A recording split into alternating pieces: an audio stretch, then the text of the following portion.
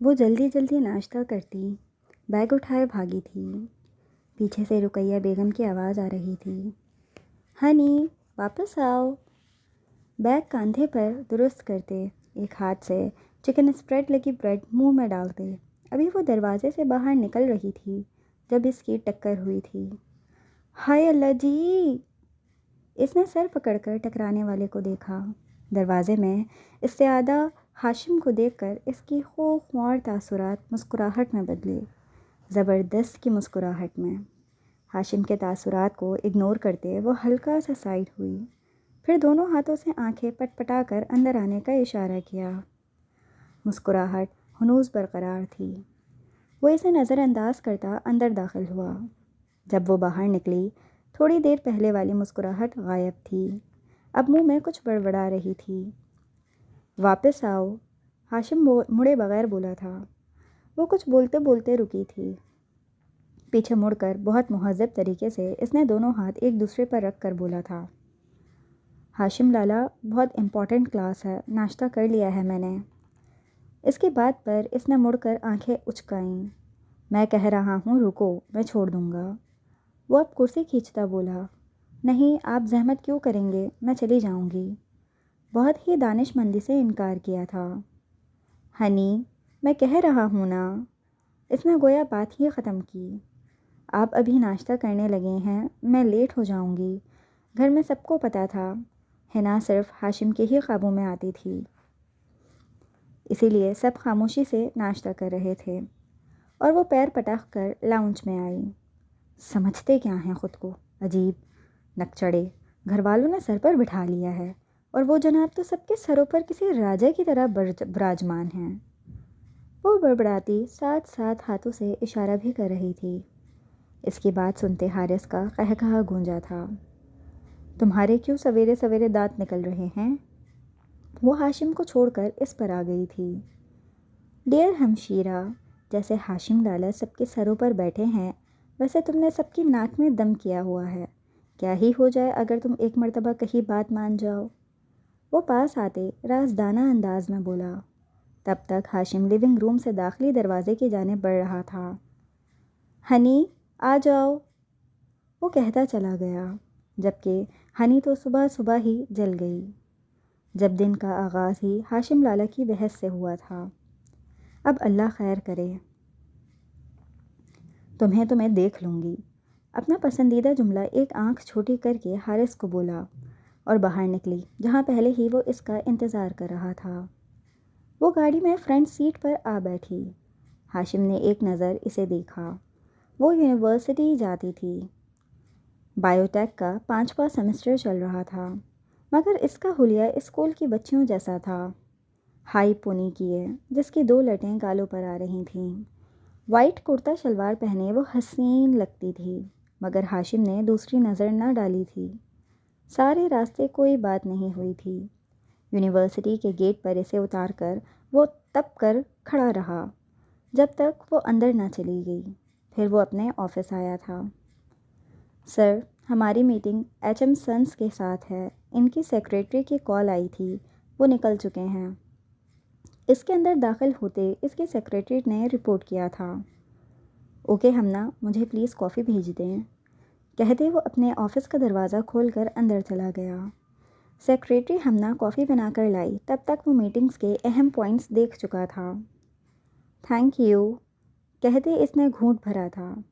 وہ آج سارا دن میٹنگز ہی بھگتاتا رہا۔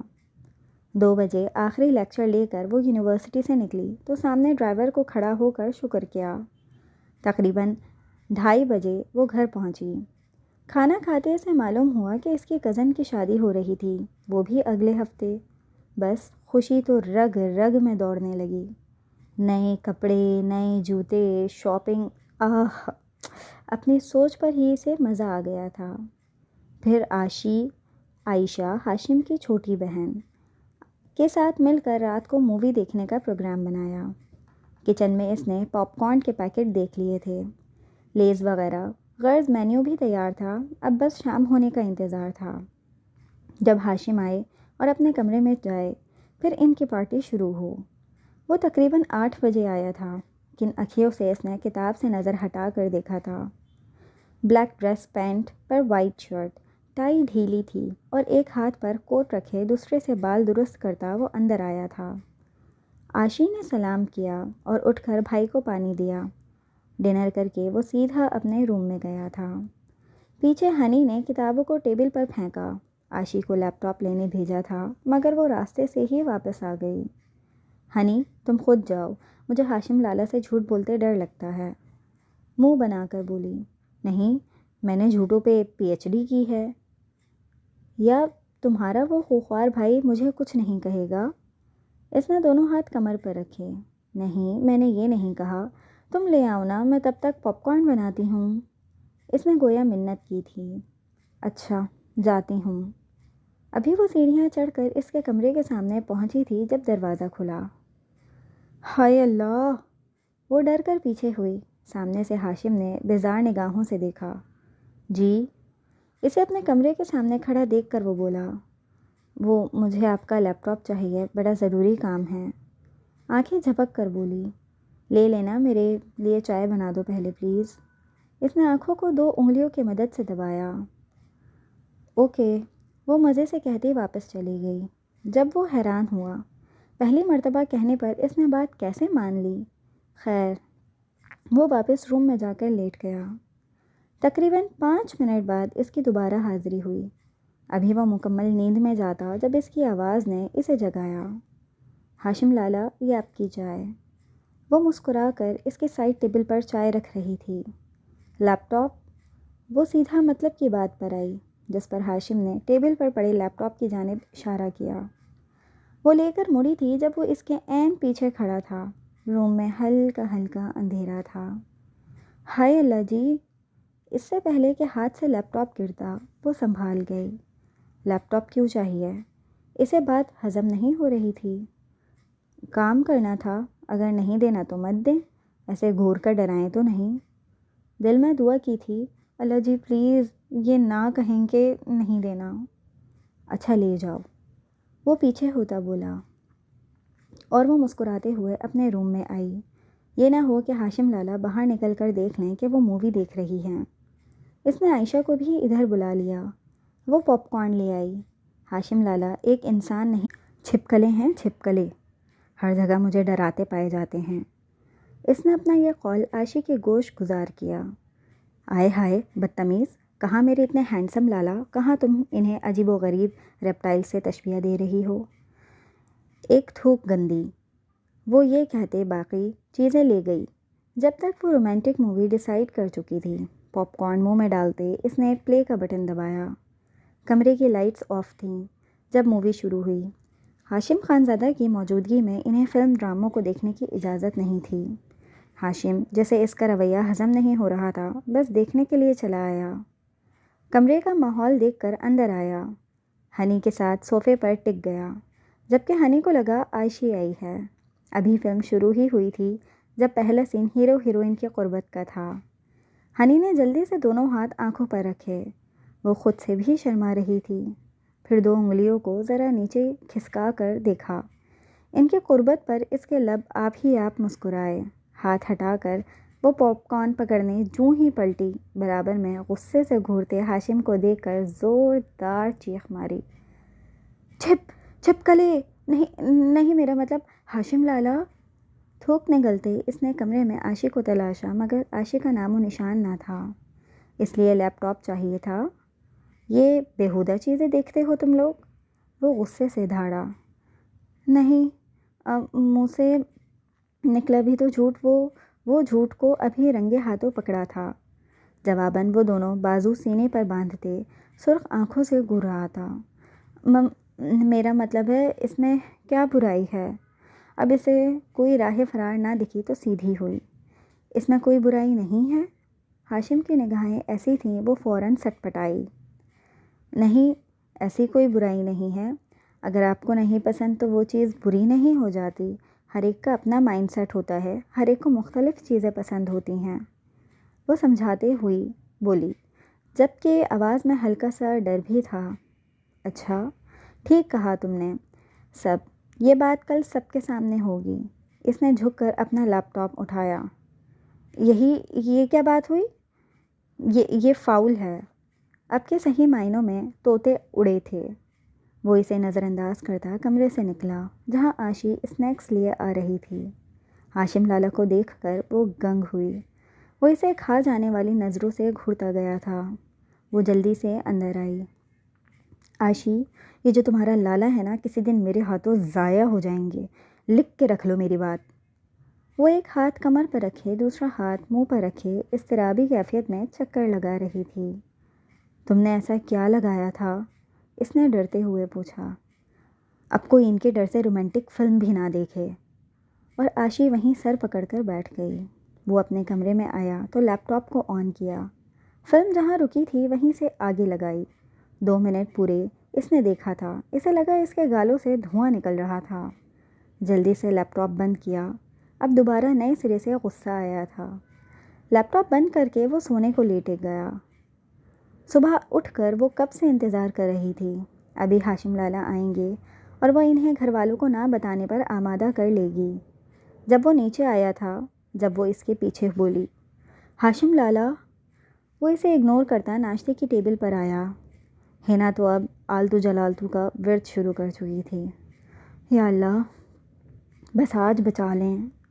اس نے وہی سوچا تھا جو وہ ہر کانڈ کے بعد کرتی تھی۔ ہاشم نے ناشتہ کیا اور آفس جانے لگا۔ جب رقیہ بیگم نے روکا، ہاشم، آج شاپنگ پر جانا ہے۔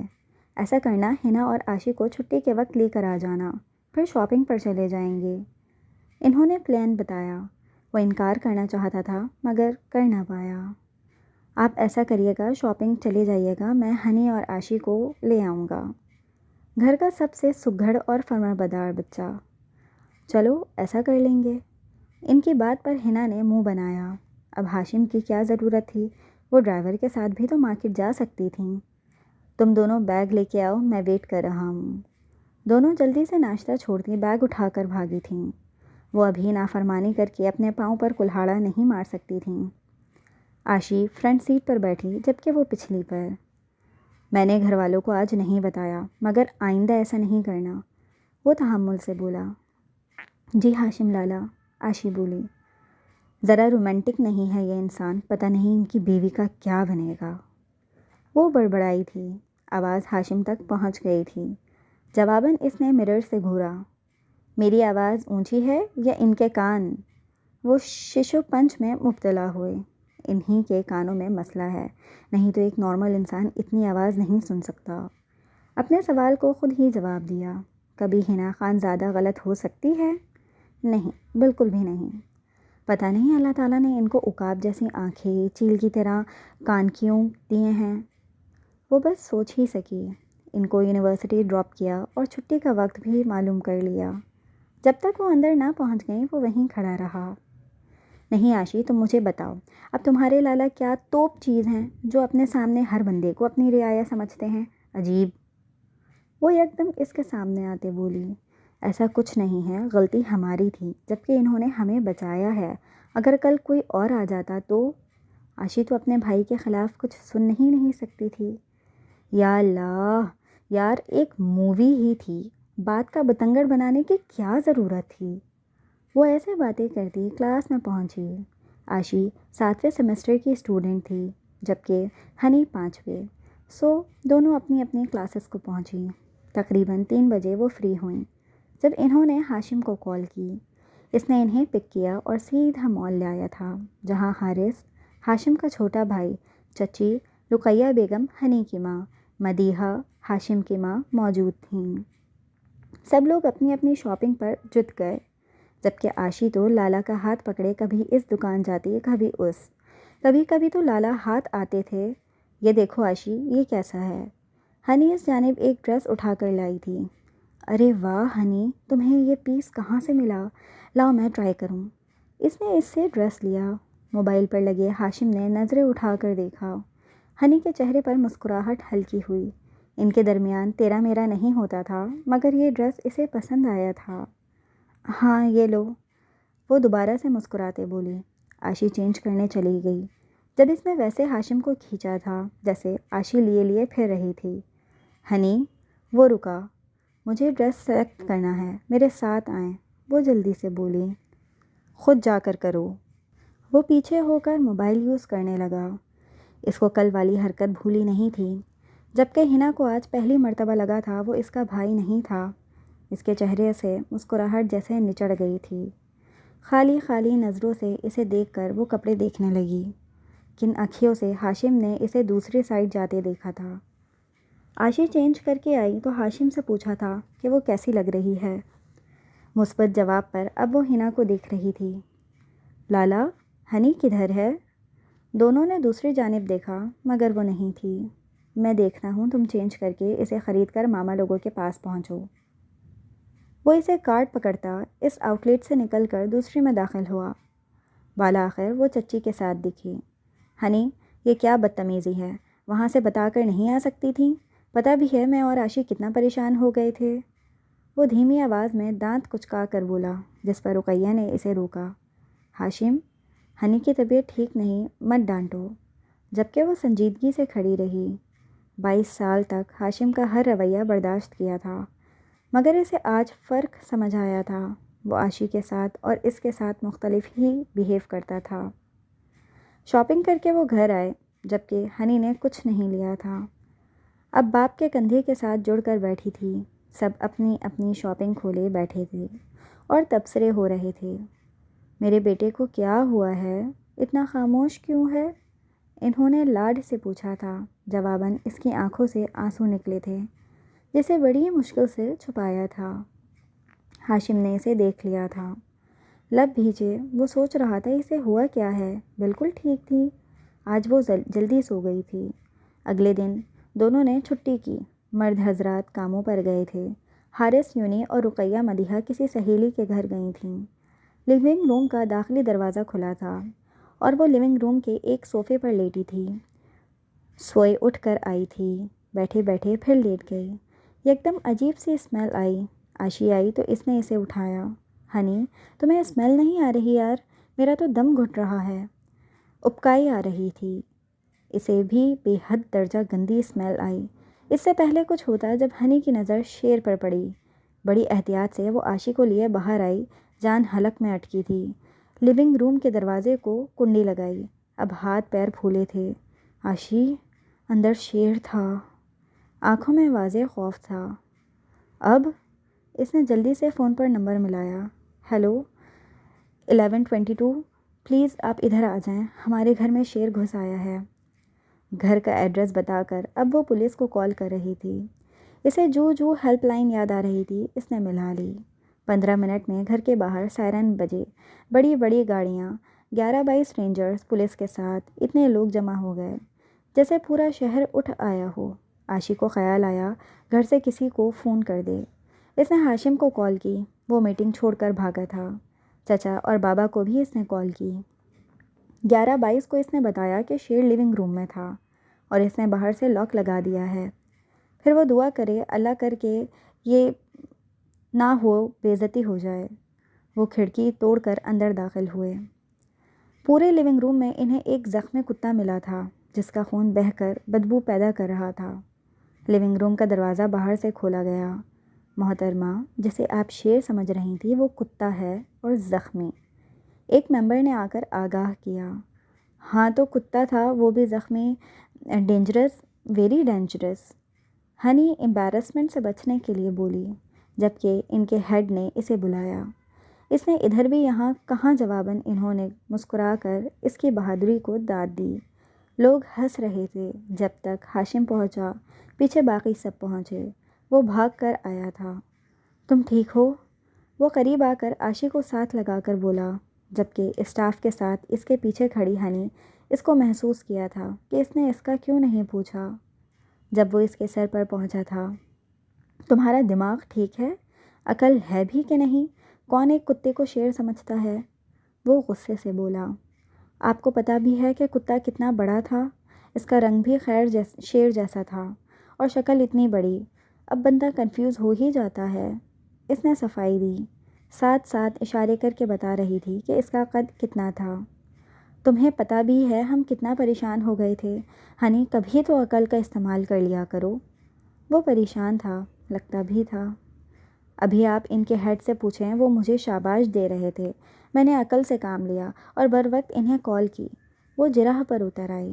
ہاشم اب سب سے معذرت کرتا انہیں بھیج رہا تھا۔ خیر اسے کیا، بابا اس تک آئے جب انہیں سارا معاملہ پتہ چلا تو سب کا کہکہا مشترکہ تھا۔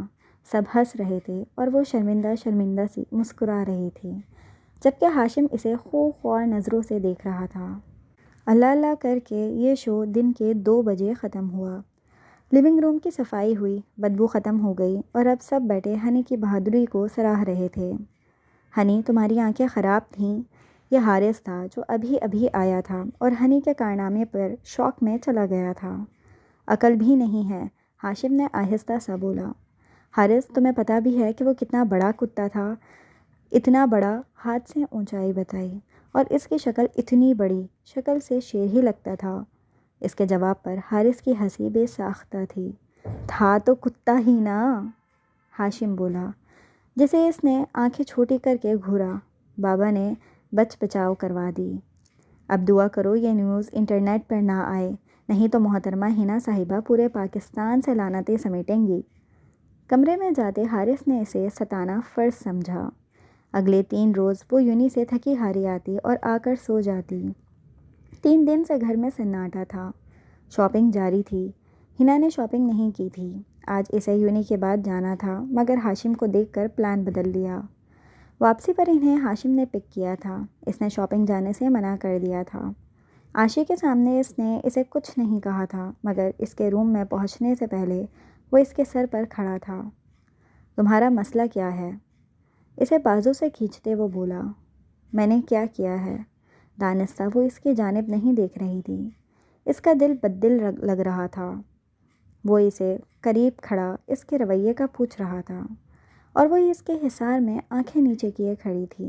اسے جواب نہ دیتا پا کر وہ غصے سے اپنے کمرے میں چلا گیا۔ یہ مجھے کیا ہوا؟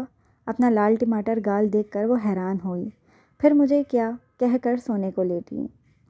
اگلے دن گھر والے شادی کے لیے گاؤں پہنچے۔ شادی گاؤں میں تھی۔ ان دونوں کے مٹس چل رہے تھے، اس لیے رکی تھیں، اور ہاشم نے انہیں لے کر پہنچنا تھا۔ چھٹی کے بعد ہاشم کی گاڑی دیکھتی وہ اس میں سوار ہوئیں۔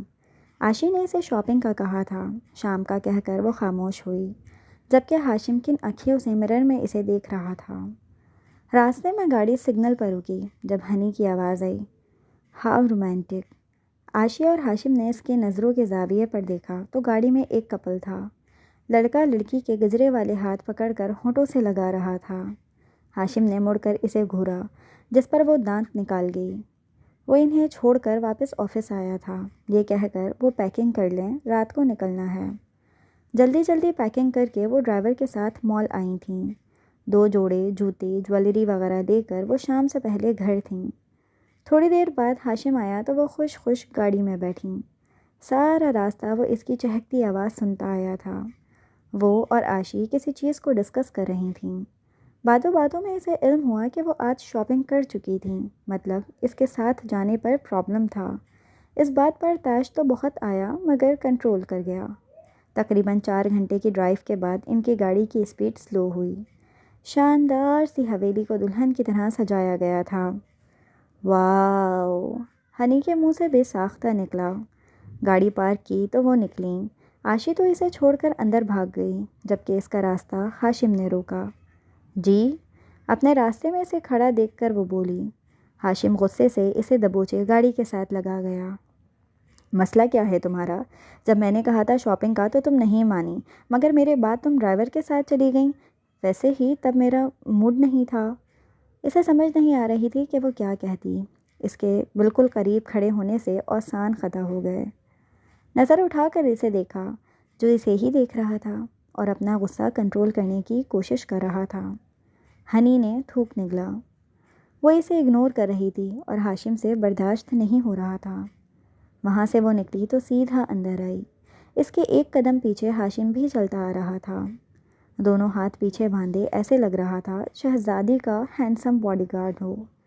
گاؤں کی لڑکیوں نے تو لبوں پر پلو رکھ کر اس کا جائزہ لیا تھا، پھر اس کے حسن کے قصیدے پڑھنے لگیں۔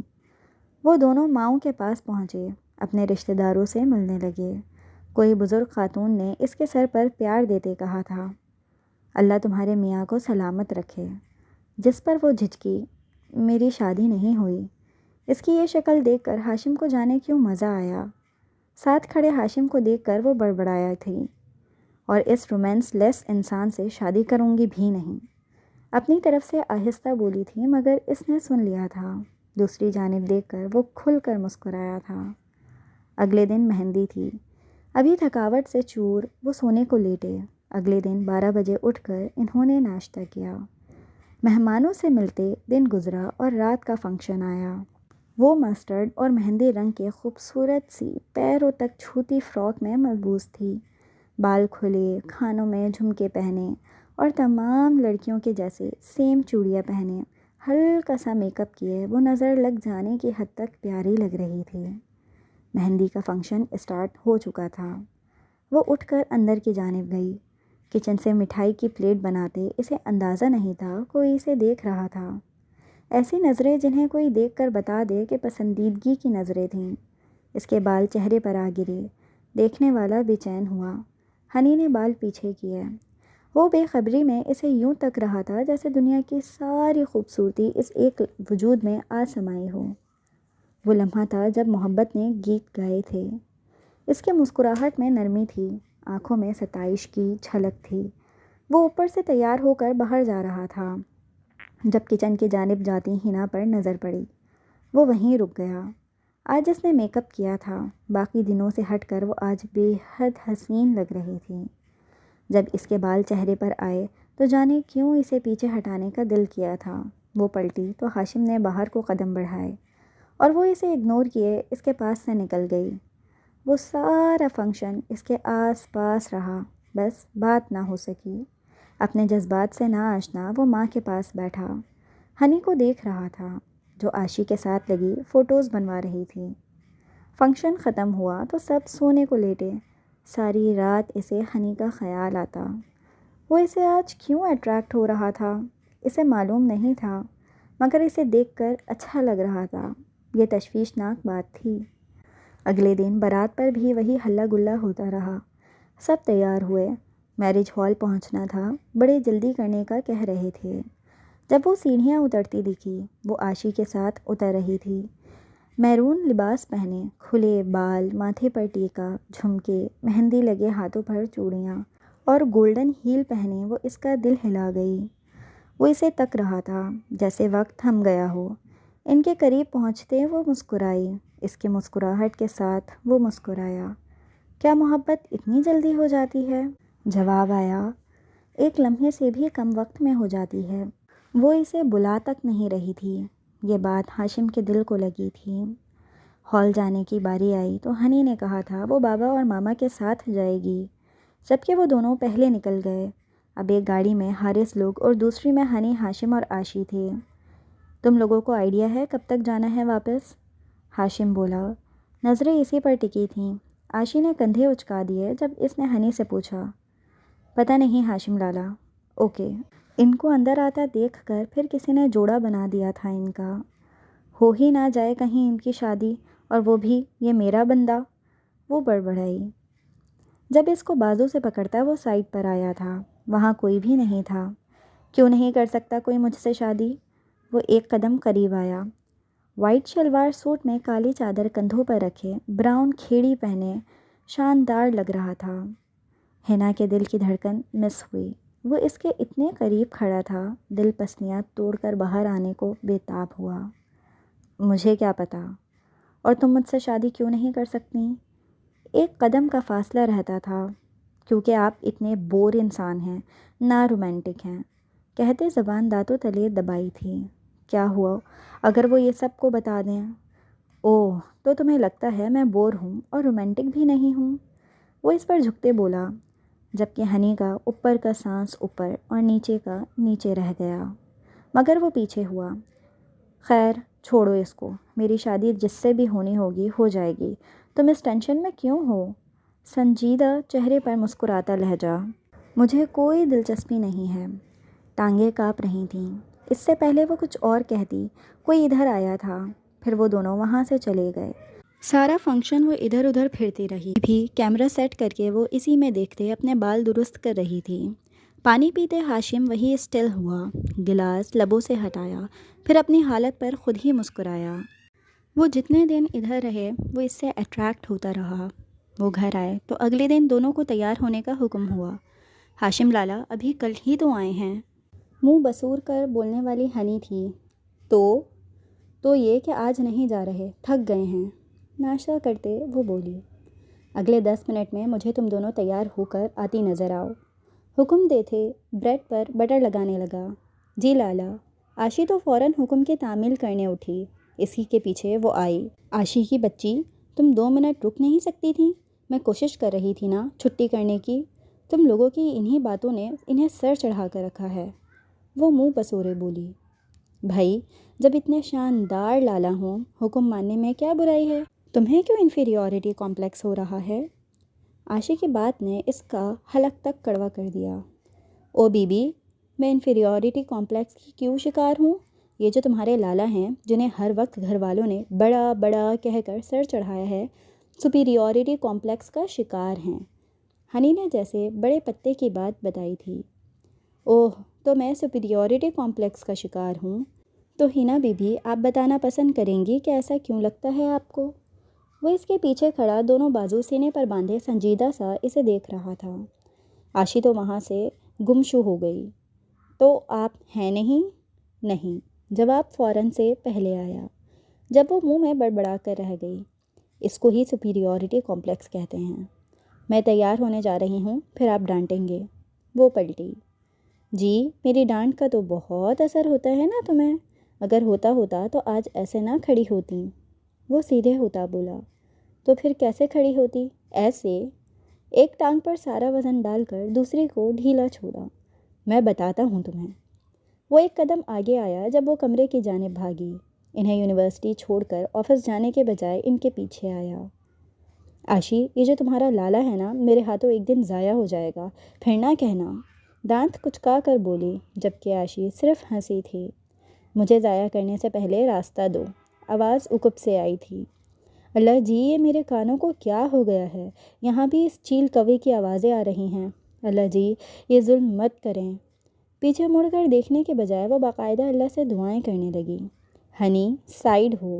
راستہ تو تھا مگر آنے جانے والے اسٹوڈنٹس میں سے وہ سائیڈ سے جا نہیں سکتا تھا۔ آشی نے اسے سائیڈ سے کھینچا۔ وہ نکل کر ان کے آگے چلنے لگا۔ آشی، سب سچ بتانا، کیا یہ ہمارے ہاشم لالا ہیں؟ آشی نے اسے سب خاموش رہنے کا کہا تھا۔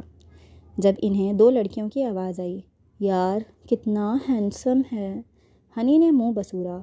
مجھے آج پتہ چلا ہے ہر چمکتی چیز سونا نہیں ہوتی۔ وہ بڑبڑائی۔ لڑکیوں کی پرتعیش نظریں ہاشم پر ٹکی تھیں، جبکہ ہنی ان پر تبصرے کر رہی تھی۔ یار یہ بندہ کوئی مجھے دے دو، ایک لڑکی کی آواز آئی، جبکہ ہاشم تو بہرا بنے ان کے آگے آگے چل رہا تھا۔ اب آشی اس کے ساتھ چلتی کوئی بات کر رہی تھی۔ مجھے مفت میں ملے میں تو تب بھی نہ لوں۔ تبصرے لازم تھا، جس پر آگے چلتے ہاشم نے لب بھینچے اور وہاں اسے کچھ کہہ بھی نہیں سکتا تھا۔ یار رومانٹک ناولز والا ہیرو آ گیا۔ عجیب، مجھ سے پوچھو رومانٹک لیس انسان ہے، لڑکیاں بھی نہ عجیب ہوتی ہیں۔ وہ اپنے دھیان سے چلتی جا رہی تھی، پتہ نہ چلا کہ ہاشم تک کر اسے ہی دیکھ رہا تھا۔ ہائے اللہ جی، سامنے سے چلتے چلتے آپ نے 360 کا ٹرن کیوں لے لیا؟ وہ اسے خون آشام نظروں سے گھورتا واپس مڑا تھا۔ اب وہ جن سے مل رہا تھا وہ انہی کے ڈپارٹمنٹ کا نیا HOD تھا۔ ہنی کی آنکھیں حیرت سے پھیلیں۔ وہ دونوں اب گلے لگے تھے۔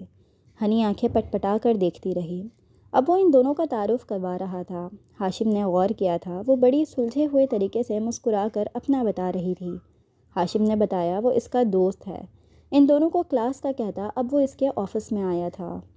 ہائے اللہ، آشی تمہارے لالا کسی کام تو آئے، یا اللہ اب ہوئیں گے مزے۔ وہ خوش ہوتے بولی۔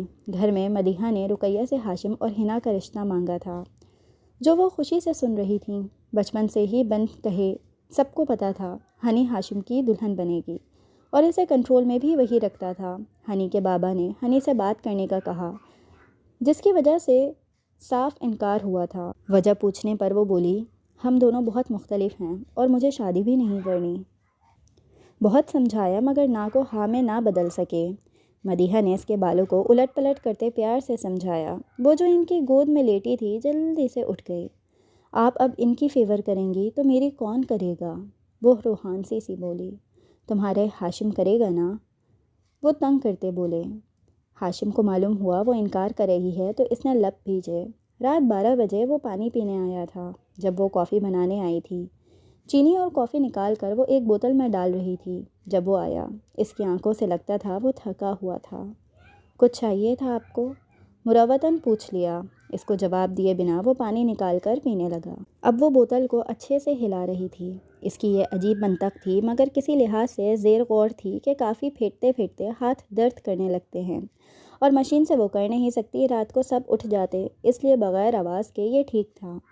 ہاشم پانی پیتے اسے ہی دیکھتا رہا۔ آپ کافی پئیں گے؟ اس کی اس بات نے ہاشم کے ضبط پر آخری کیل اکھاڑی۔ وہ بجلی کی تیزی سے اس تک پہنچا۔ اس سے پہلے وہ گھبراتی وہ اس کے سر پر کھڑا تھا۔ رشتے سے انکار کیوں کیا؟ ہاشم جانتا تھا یہ جملہ اسے نہیں پوچھنا چاہیے تھا مگر رہ نہ سکا۔ میری مرضی، میں جس سے مرضی شادی کروں۔ آواز میں لڑکھڑاہٹ تھی۔ وہ اس کے اتنا نزدیک تھا، اوپر سے گھر میں چلتی بات کا اثر تھا۔ اسے شرم و جھجک نے اس گھیرا۔ وجہ بتاؤ۔ وہ کاؤنٹر کے ساتھ لگی کھڑی تھی اور وہ دونوں ہاتھ اس کے دائیں بائیں رکھے کھڑا تھا۔ بہت سی ہیں۔ کپکپاہٹ واضح تھی۔ اس کو جھجکتے دیکھ کر ہاشم مسکراتا، مگر ابھی نہیں، ابھی بہت ضروری بات تھی۔ ایک بتاؤ۔ وہ آپ میرے جیسے نہیں ہیں، جو مجھے پسند ہے وہ آپ کو نہیں ہے، اس لیے یہ اچھا مشورہ نہیں ہے۔ اس سے بات کی نہیں بن پا رہی تھی۔ کل صبح تمہارا جواب بدل جانا چاہیے، نہیں تو تم جانتی ہو مجھے۔ وہ پیچھے ہٹتا ہوا بولا تو ہنی کی سانس میں سانس آئی۔ کیوں؟ آپ ایسے زبردستی نہیں کر سکتے۔ وہ پھر اس پر جھکا تھا۔ زرد بلب کی ہلکی سی روشنی پر پری لگ رہی تھی۔ جب ہنی کا دل زور سے دھڑکا، اس کے بالکل قریب آ کر وہ پیچھے ہٹا اور چلا گیا۔ ہائے اللہ، یہ کیا تھا؟ خیر، اگلے دن رقیہ بیگم نے اور مدیحہ نے منانے کی کوشش کی تھی مگر وہ نہ مانی۔ وہ اس وقت رقیہ بیگم کے کمرے میں تھیں، مدیحہ صوفے پر بیٹھی تھیں۔ جب وہ اٹھ کر ان کی گود میں سر رکھ کر لیٹ گئیں۔ تاہم امی دیکھے نا، ہاشم لالا ہر وقت مجھے ڈانٹتے ہیں اور ماما تو چاہتی یہ ہیں کہ میں ہر وقت اس جلاد کی قید میں رہوں۔ یار آپ تو ایسا نہ کریں۔ دونوں ہاتھ بلند کیے وہ کسی چیز کو توڑ مڑوڑ رہی تھی۔